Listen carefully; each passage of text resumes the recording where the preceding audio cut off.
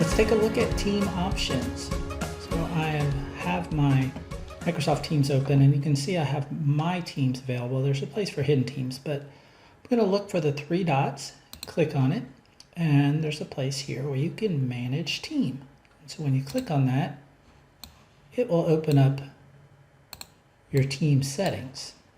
And so you have a number of things that you can control or manage in a team. You can manage the members, you can manage your channels, the settings of the actual team, the analytics, and the apps. So we'll be going through all of this.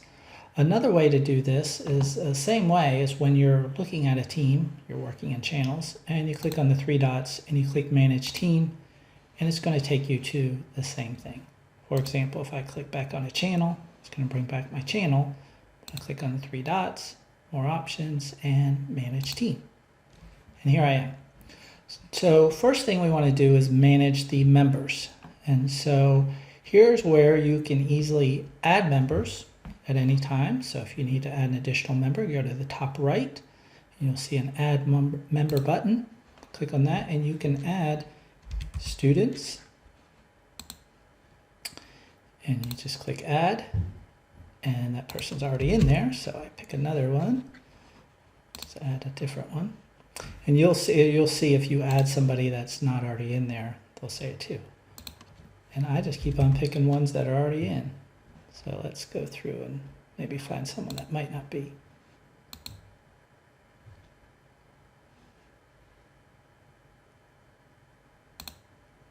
All right, so I was able to add a couple here. You can see I got 3, 8, 10, 7, 11. So basically just whatever members you want. And they are added as students or members. Okay, you can add people from outside the organization in the same part. So if I needed to add someone who is basically as a guest, I can add any emails that I have. And what's going to do is it's going to add that particular student as a guest inside of the group. And it'll say guest. And notice you have some different privileges here that we're going to talk about. If you need to add another teacher, you can go ahead and click on Add Member and click on Teacher. And then, of course, you can type in the name of someone who would also be a teacher. So I can just add an additional teacher trainer here. And now there's two people here. And notice when you add teachers, they are also considered owners. If at any time you need to, or by accident, you added someone as an owner and they need to be a member, or vice versa, if you added someone as a member and they need to be an owner, you can just switch it over here on the right. It's very simple. And then switching it back is very easy also. So that's as far as managing guests. If you need to, because maybe you didn't look at your entire list, kind of like I did, and you want to see who's in there, you can actually just search and say, oh, are you a member of this group? And then I can type in, whatever part of their name, and it'll bring up anybody that's in there. So if I say, I wonder if 07 is in there, or student, and it's going to bring up all the students. So that's just interesting to know that you can search for different people and put them in there.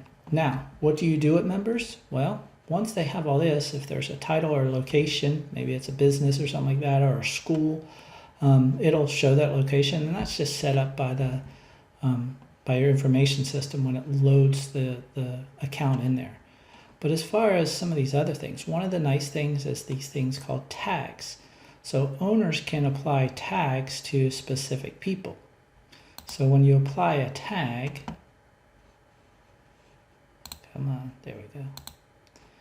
You can set up a tag name, and so I can do, maybe this is an ESL student or something like that. And so that way I have that tag to remind me, and also I can address any of those students. So when I do it again, I can say, well, that person's also in that group. So what it does, and I'm just hovering over the little I there, I'm going to read it for you, but I know you can read. It says, notify a group of all people at once by doing an @ mention of the tag We did @mentions earlier, but we didn't have any tags established. So now if I did an @mention of ESL, then what can happen is it notifies those students. So that way I can kind of differentiate just within my regular posts for certain student groups. So it's almost like a way of making groups within groups. Other things you can do is you can add additional tags to someone. So let's say this also needs to be a tag. Maybe they're part of the coding club or something like that. So I can create that tag. And so you can have more than one tag. And so that way students might be across, or coworkers or whatever might be across different tags, and it just makes it much easier for you to get their attention as far as, especially if you have a very large team, which now I just found out Teams is actually updated to 10,000 members. So you can actually have 10,000 members in a team, which is pretty remarkable. Next up, mute students. What does mute students do? Well, by clicking on the top here, this does not allow students the ability to chat in meetings. It does not allow them the ability to create posts. And so basically their only way that they can, the students can do work, as far as if you have assignments or anything like that.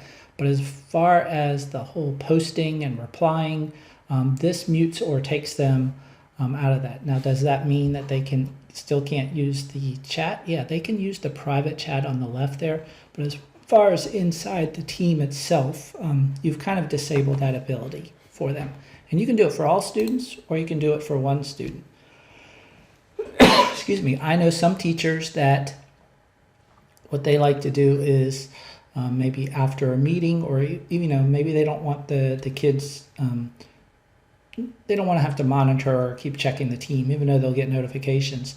They just mute the students maybe for the weekend. And so that way that platform is not available for chatting over the weekend. So that's just an example. Notice the guests, you cannot control that because they are not inside of your tenant. So that's why that is not available. All right, let's go over to our next part, is pending requests. So what does that mean? This just means if you have sent out any messages for requests for people to join, that would just show up there. So notice there weren't any, so it took me straight to my channels. Okay, and so now let's go to channels. We've already talked about channels, but what can you do in managing the team channels? Well, this is where you can decide whether you want to show for yourself. So if you want to show certain channels without having to go over here to do the hidden channels, you can do that. So I can actually show all of my channels. I can also decide whether to show them for members. So if I need certain ones to show, it will say, well, wait a second, this is going to be available for everyone. And that's fine. You just confirm. And depending on your descriptions or anything like that, you see I have a couple descriptions from earlier. You can type those in and add them in later. This is basically your control for your channel. So this is where you can edit the channel and the description. This is just where all that comes in when you create a channel. It gives you another place to control all of them. You can also see on my types which ones I have that are kind of standard, and then which ones I have that are private, which has the little lock. And then it's going to show any type of activity. And then the last thing on the right is just managing the channel, the notifications. You can do that all right from here. If you've deleted any channels, they would show up down below. So let's say I want to delete, let's say I'll delete this English channel. I'm going to go here and delete this channel. So now watch what happens. It's going to say, if you delete the channel, all the conversations will be deleted, but the files are still there. So usually I don't delete, but if you do delete, you're going to lose all of that conversation piece. And a lot of times that is used for evidence or anecdotal notes and things like that. So they are pretty important, even though a lot of times people think, well, at least I have my files. But the conversation can be pretty important too. So I'm going to click on delete just so you can see. And now it's listed here under delete. Oh, wait, can I restore it? Yes. This will restore the channel along with all the conversations and content. So I bring it back and it's there. Okay. So thought you would get fooled there by that, but yeah, you can bring them back, and then of course you can change the name. Next section is settings. So when I click on settings, these are the controls of the team. You probably noticed in the team before, you can control kind of what's being seen here. So that's the theme. So when I click on a theme, I can change the theme. I have my own kind of avatar I can pick. So let's say I do post-secondary. It's going to give me some choices. If I choose maybe not other, but maybe social science, it's just going to narrow it down for me. And so my class team, I don't know, kind of like this. Let's do the wave, kind of like that. And I can click on update. And so now my class team has been changed to that. Hey, it totally took me out. So how do I get back? 3 dots, manage team, and back to settings. So that's under pick a theme. Again, I could change it again.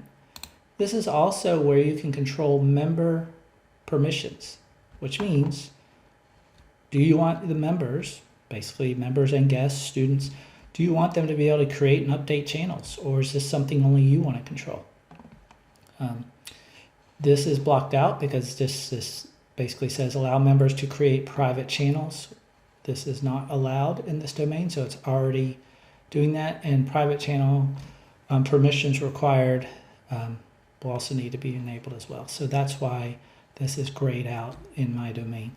Allow members to delete and restore channels. Okay, I could just do that, but they can't.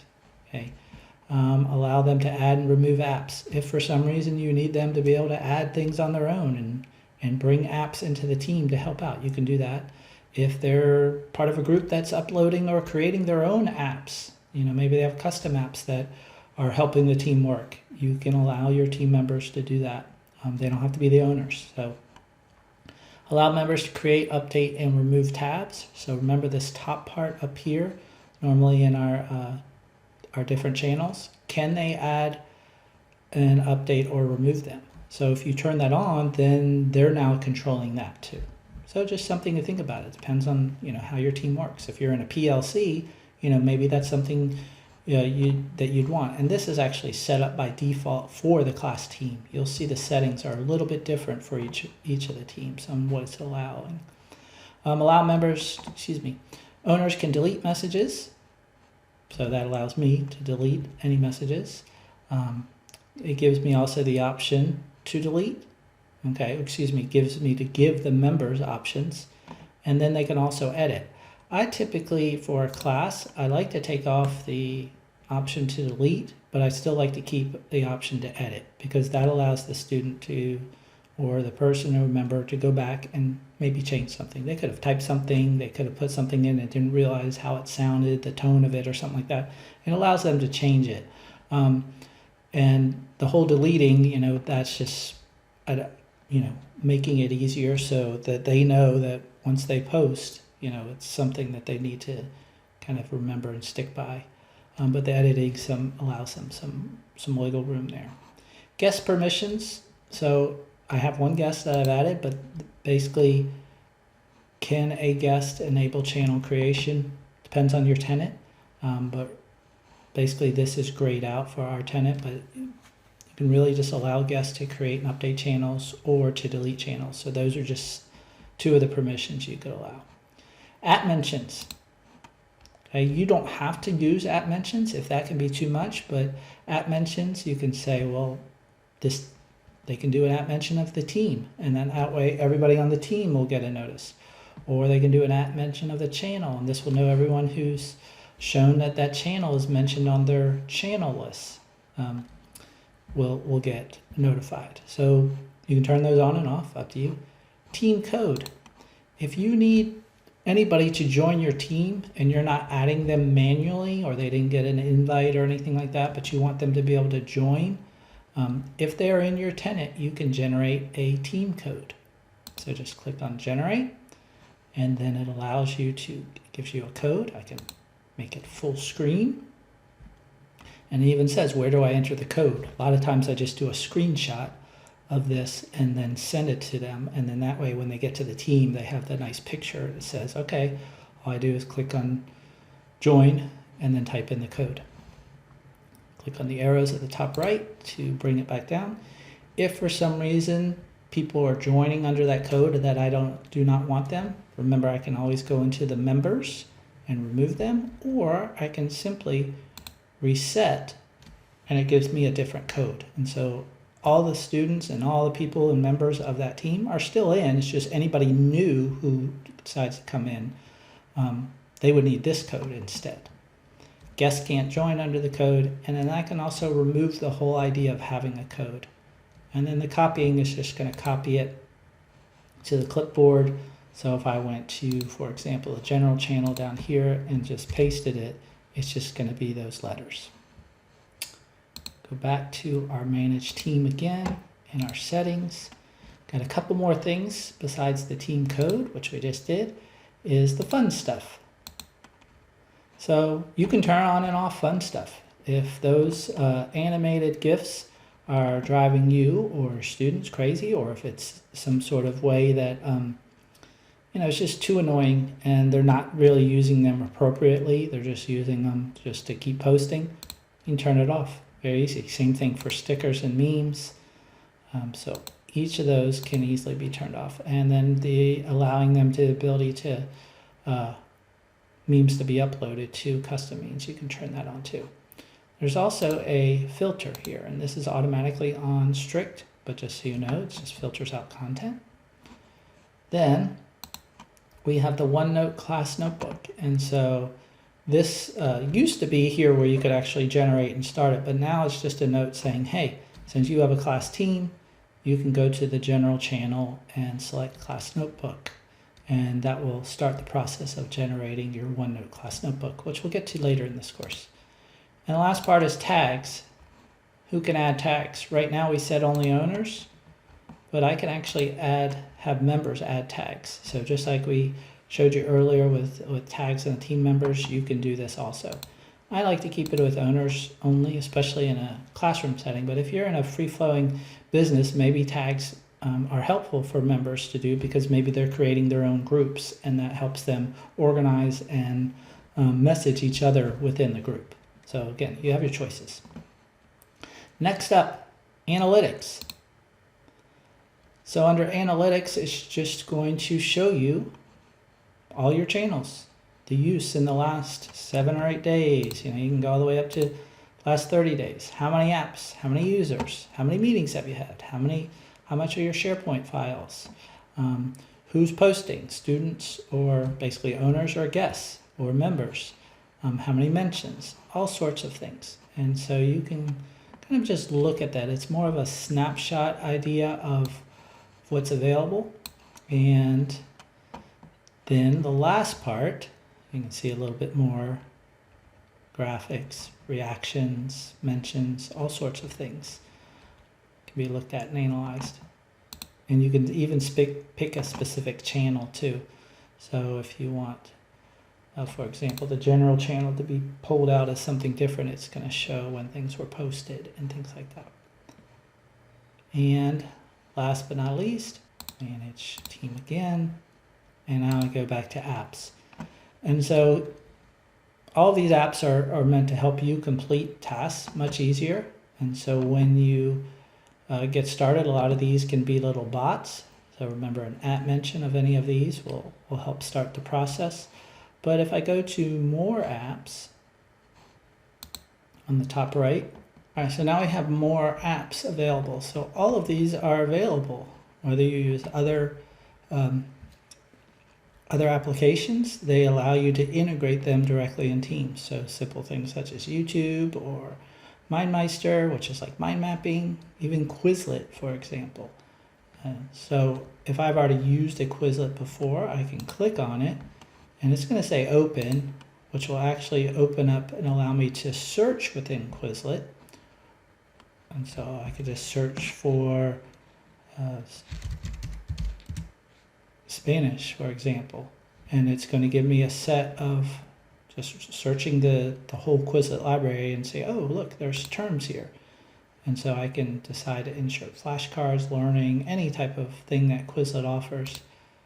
And it's going to open it up just so I can view it.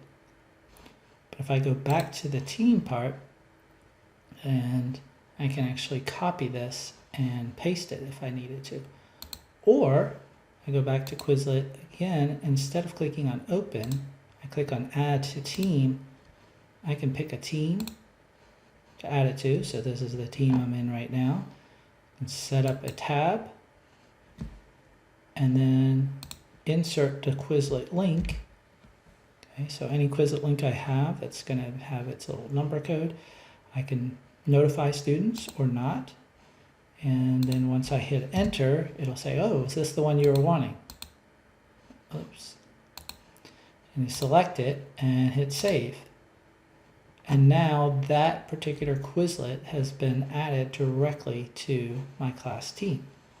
So very easily it adds and basically embeds the whole Quizlet format right inside. So now you can provide your students ways to study and help along the way. So those are the kind of things that apps do, is just allows that quick ability to be able to do those type of things. If I go to my plus tabs, it's very similar. Remember, we saw all these, but look, now Quizlet is, since I've added it, it's one of those that are available so that students don't have to look down here if they're adding, or for yourself. You're like, you know what, I'm going to use a lot of Quizlets, so I need that here. So any of those can be added that way. Going back to manage team again, and we'll look at apps. And more apps here. You can search things just for education. So you can see here if you use Kahoots or Pear Decks or something like that. If you like ThingLink. So any of those can be clicked on. I'll just do a ThingLink so you can look at it. And so when I click on add, I have a dot, so I can add it to the chat or add it to the team. But if I just click add in general, it's going to actually add the app over here. It allows me to sign in with Microsoft, and it just depends on whether it has that direct integration or not. And then once I sign in, it's going to ask me to accept. Just like anything that works with third parties, they're using some of your data. And so let's continue the registration. And then I can say, well, this is for classroom learning. And I'm a teacher. And once you have all of your things set up for your account, and I'll just type this in real quick. All right, and then I can say start using it.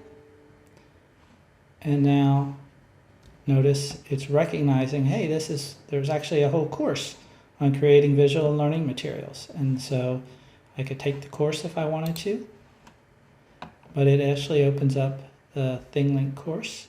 The MEC is the Microsoft Educator Center, and so there's definitely lots of courses here, but it opens up the ThingLink site there. I go back to my team. If I go to my plus tab, then we should also see now ThingLink is listed up here at the top as kind of my favorited ones to be able to add materials to a team. Any of my media could be added, could add to projects from my students, all sorts of things. So once you have the integration, it works within those. So that is looking at all of the options for managing teams. I hope you enjoyed this section. There's a lot you can do, and this is where you can spend a lot of time in kind of really making your class and your team work just for you.